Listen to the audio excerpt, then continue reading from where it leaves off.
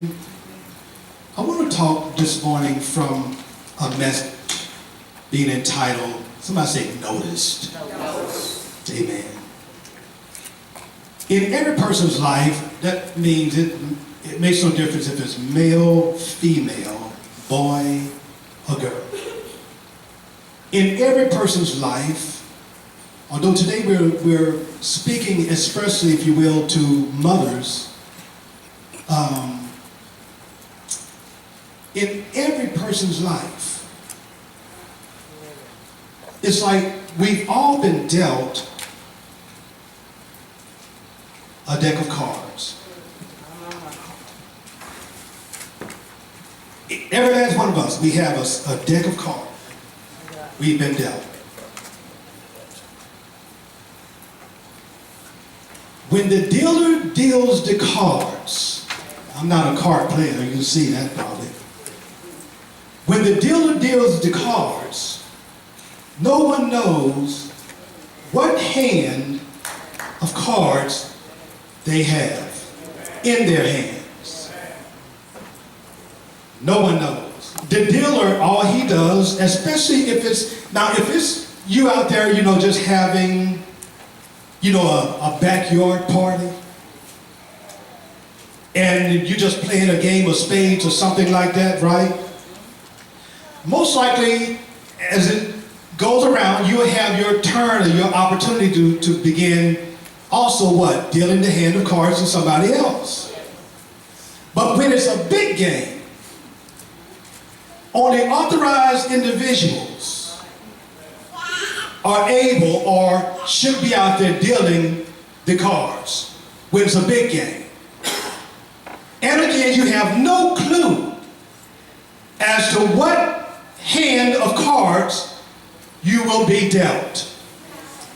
However, after you receive those cards, it's up to you, it's up to myself to make a conscious, intelligent decision to handle those cards to the best of your ability. Am I right, somebody? Then there is something else when you get those cards in your hands. Because you don't want the next person to know what hand of cards you have. A lot of times we do this number here. We hold them close to us so that nobody can peek over and see the hand of cards that we've been dealt. Life is strange, brothers and sisters. And when you start dealing with God, it gets, if I can say it like this, even stranger. Because when you start dealing with God, sometimes you just don't know the hand that He's dealing to you and why He's dealing to you that hand, that deck of cards. But somebody say, the bigger the game, the more unknowingness or the less knowledge you have about the game that's about to be played.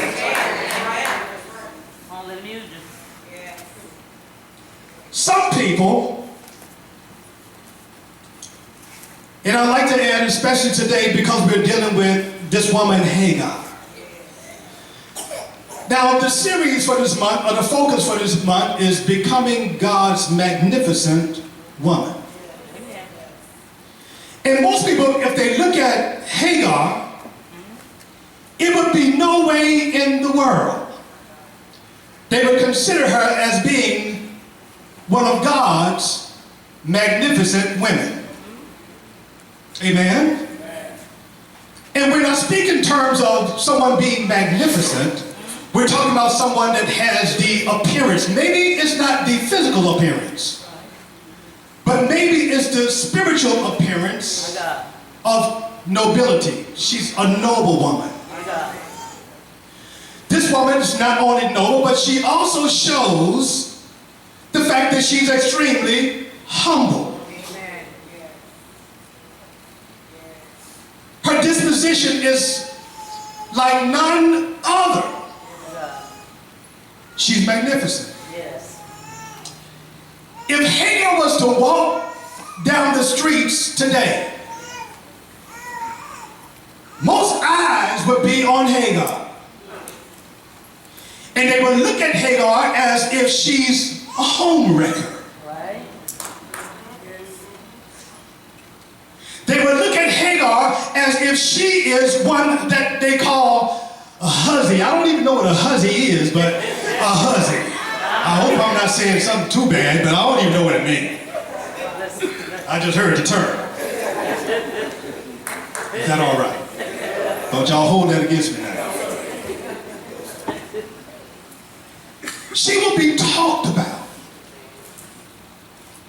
because of the scenario of life that she had to deal with. But you have to recognize in those particular days, when it comes to a man taking a woman to be his wife, if that woman is not able to give to that man or bear that man a child, it was that wife's responsibility to go and get her a slave or a second wife, if you will, so that that man could bring forth a child with somebody else. Now, there'll be a big fight going on around here today. If that was going on, am I right? Now, say, thank God that was that day and not this day. This scripture talks to us and it tells us about this family situation. Truthfully speaking, it's a family affair. Yeah. And in many of our lives today, it's a family affair. And you have no control over what has happened in the family. You just been dealt a deck of cards. And what in the world? How am I to get free from this? How can I get delivered from this? What decision do I need to make now? What kind of help can come out of a situation like this?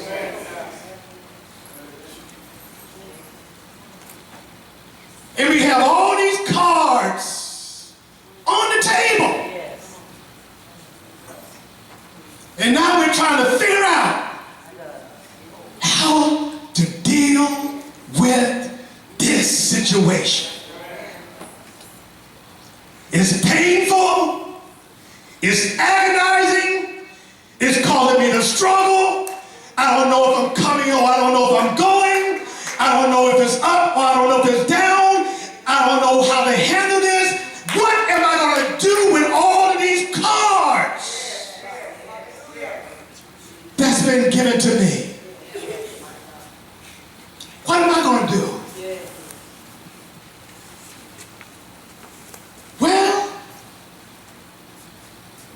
there is something that you have to understand. When it comes to God, God had already promised to Abram that he was going to be the father of many nations. And so as time begins to elapse, time begins to go on, history begins to make its mark, not only in their lives, but in the historical period of that day. Here it is. Not only, I'm sure, was Sarah being a little bit tired of the waiting game that God is playing. Not only was Abram a bit tired of the waiting game that God is playing. And so Sarah, being that she was so connected to the man, she had made a complete declaration in her mind and in her heart, in her spirit, probably saying God is not going to do it. Many times in our lives, we think just because it didn't happen on our timetable, God is not going to do it. But one thing about God, God still has that plan in his mind, and that plan that's in his mind shall be made manifest. It's just a matter of time. It's just a matter of time. But Sarah said, I tell you what we're going to do. You know I have a bondwoman. We've been in Canaan now for 10 years. We've been here now for 10 years. You know I have this bondwoman. So I'm going to ask you, when I bring her to you, to go into her, and maybe she will be the one that we can bring forth children through. The Bible says that Abram went in unto Hagar, and they bore a child. Now the confusion in the household was so great that she now has something that I was not able to give to my husband. What in the world am I going to do to this woman right here? Anger is beginning to build up. Strife is in the home. Somebody's upset because you got something that I don't have, and I want exactly what you have. Strife and stress and strain.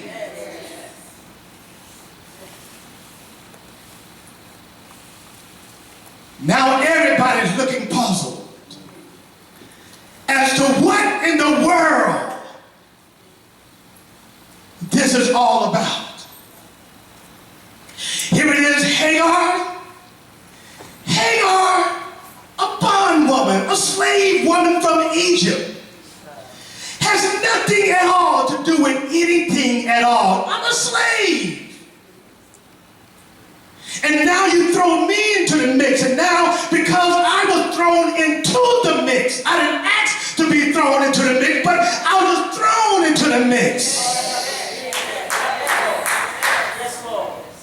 Now here I am. I have to deal with all of this junk that's coming my way. Now she's despising me in every step I take, every move I make. Now she's eyeing me.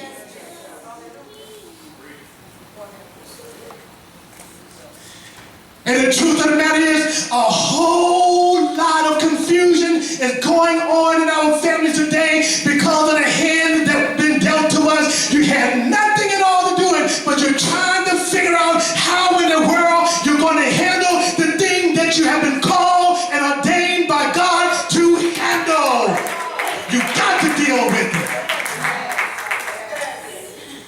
You should not allow it to upset you so much so that you cannot deal with it. You got to deal with it and deal with it properly.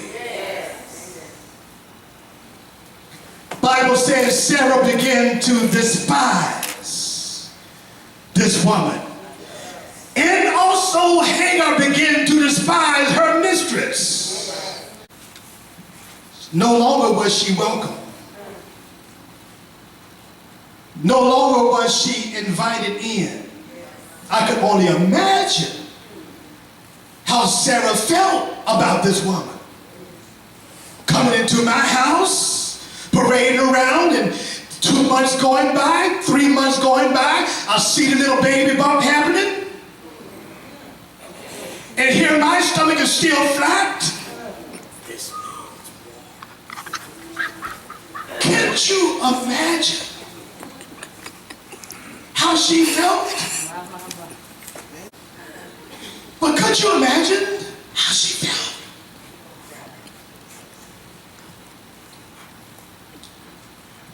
The situation got so bad that Hagar said, I can't take this no more. Her name represents one who's in flight. So So she began running from her problem, running from her issues, running from her situation. Now, many of you may not have that type of situation going on in your life, but some of you are running from a type and a shadow of Sarah.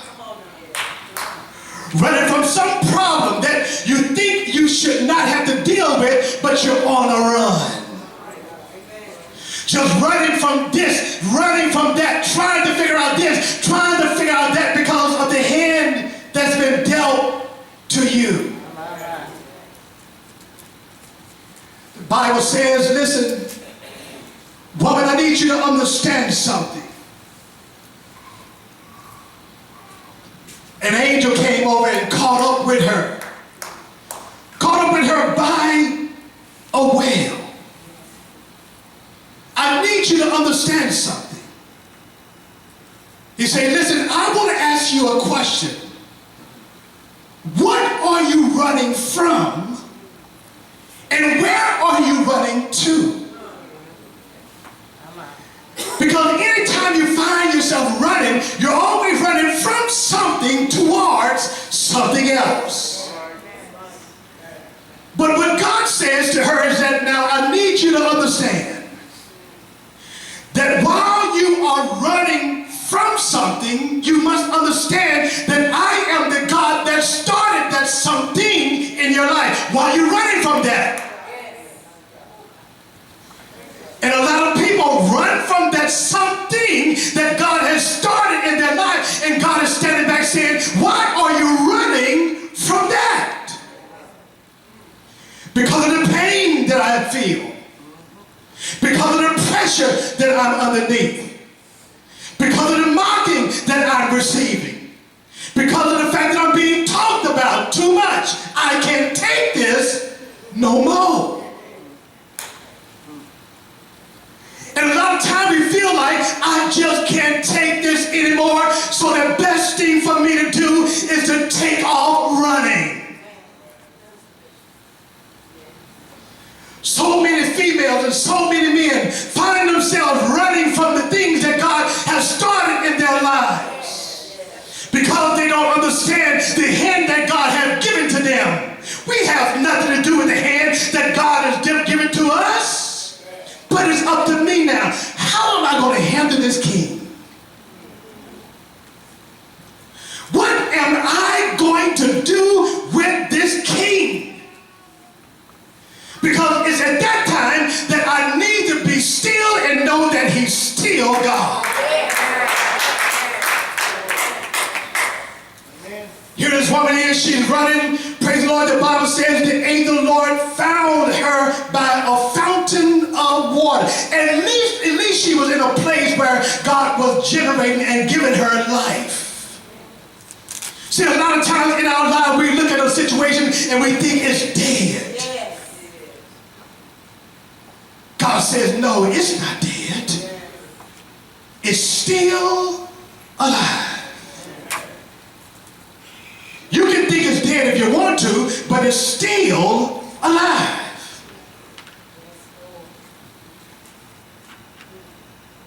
Where you going? Ask someone next to you, where are you running from? What are you running from? Where are you running to? What I love about this woman, church, because I can only imagine if I was Hagar how I would feel. The Bible says the instructions of the angel was for her to go back to your mistress. Go back to Sarah's house. Glory to God. In other words, I don't care how painful the situation may be, I want you to go back. I don't care what she think about you, I want you to go back. I don't care how they feel about you, I need you to go back. Tell somebody to go back. It's time for you to get to that place that God wants you to be in and begin doing that thing that God wants you to do and know that it is God that's calling the shots over your life. Are y'all here? Praise the Lord. There's too many people nowadays that are seems to be a little hot, just because it seems to be a little tight in the corners, just because it seems to be a little, upsetting to your nature, praise the Lord. God says you can run, you can run, you can run, but you surely cannot hide. Are y'all here? Praise the Lord. Amen. Sarah don't like the fact that she's coming back, but amen, now it is her and this man by the name of Abram. They're at odds with each other. What do you want me to do about it? You asked me to go into her. What am I supposed to do? Praise the Lord. Now they got another fight on their hand, praise the Lord. But the Bible says, listen here, Sarah, you need to understand that this is your slave. Do whatever you want to do with her, praise the Lord. She began to run, but she found God in the process. Tell the neighbor, say, you can run, but if God has his hand upon your life, God has his hand upon your life. Come on, give our God a praise in this place. Glory to God. Praise the Lord. The Bible says, amen, amen, Hagar, I'm going to tell you right now, this baby boy that you carry in your womb, I need you to understand that I've seen this baby boy. This baby boy shall be blessed. He shall also be as the sand of the seashore. This boy shall also, amen, have a great and major offspring. Are y'all here? Praise the Lord. At the same time, I'm looking at Sarah. You got to know, I'm looking at you as well. While I'm looking at you, I'm noticing Sarah. You got to understand that while God is working on both ends of the spectrum, God knew what he was going to do in the life of Sarah, just as well as he knew what he was going to do in the life of Hagar. Praise the Lord. See, everybody don't know what God knows, but it's important for you and I to know the things that he knows. Are y'all here? Praise the Lord. In other words, sometimes you're looking at somebody else's blessing and you miss the blessing for yours. Are y'all here? Praise the Lord. Glory to God. God said, I need each of you in here to understand, just as if I knew who Hagar was, I knew who Sarah was. Praise the Lord. Sarah still was going to bring forth an Isaac. Hagar, I need you to bring forth an Ishmael. Are y'all here? Praise the Lord. Now you got to understand that this boy Ishmael, he's going to be as a wild ass. That's what the King James says. Are y'all here? Praise the Lord. He's going to be a wild man. In other words, praise the Lord, he's going to go in places that nobody at all wants to deal with him. This boy going to be wild. In other words, he's going to be pretty lawless. Are y'all here? Praise the Lord. That's why those folk over there in the Middle East are the way that they are. Are y'all here? Praise the Lord. They're wild as they can be. Still fighting between Abraham's sons. Glory to God. Who is the king? Who is the king's kids? Are y'all here? Praise the Lord. Wow, folk. Amen, somebody. But tell somebody next to you, you still notice God says, Hagar, I don't care what they say about you. I notice you. Glory to God. Some folk think that they are not noticed. But when God has eyed you, God eyed you. Glory to God. You don't ever need to think that God does not see you. God, the Bible says, he sits high. Glory to God. He looks low. Praise his name. Beholding the good and the evil. Oh, glory. In church, God knows where you are, where you've been, who you are, who you shall be. That's the kind of God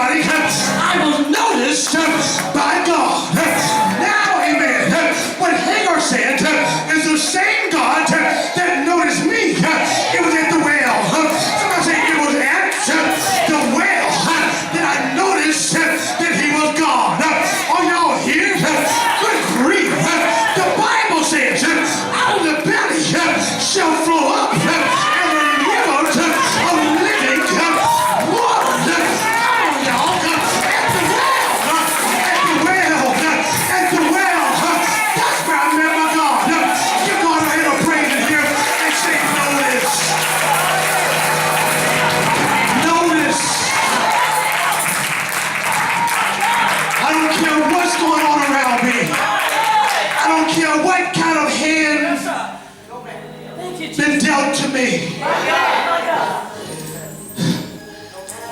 It makes no difference. When God is in the dealing, glory to God. When God is in the dealing, glory to God.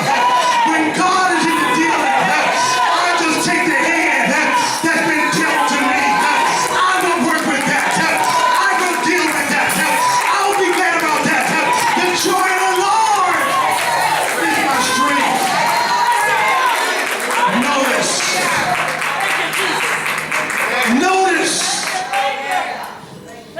It makes no difference, church. When God is in this, it makes no difference. This is God's bidding. This is God's doing. It should make us mighty glad. Amen. Give God praise. Thank you, Lord.